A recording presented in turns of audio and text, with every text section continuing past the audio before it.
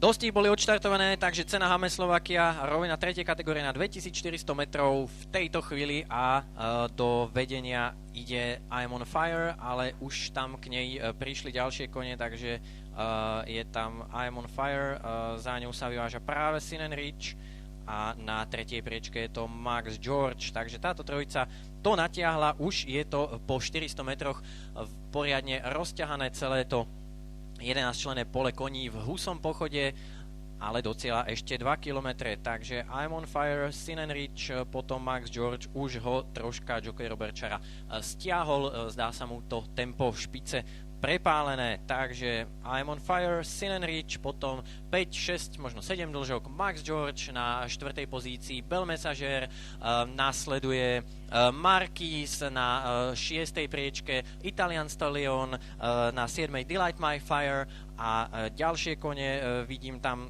takisto Resurrection Smiles, ktorý má iný dres, to ste si možno všimli, nie je to ten dres stajne Shinkansen, ktorý je normálne modrý. Kone sú v oblúku pri jazdeckých oddieloch a stále to naťahuje I'm on Fire s jokejom Zdenkom Šmidom, takže táto trojročná hneďka v rakúskych službách už vybieha na protiľahlú stenu a stále naťahuje pole za ňou.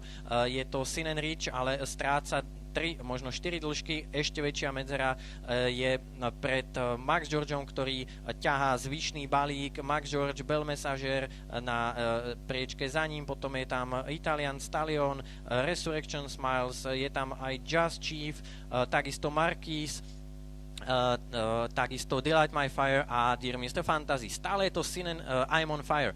I'm on Fire, za ktorou stále Sin & Rich, takže táto dvojica si zrežirovala dostihy pre seba a uvidíme, či to I'm on Fire pod Zdenkom Šmidom vydrží až do cieľa. Už sa doťahujú ďalšie kone.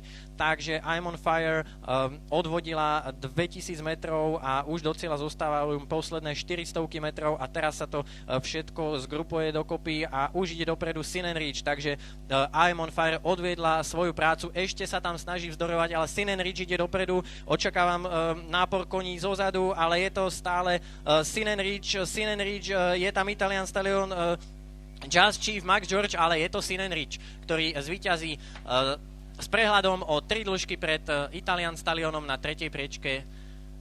Just Chief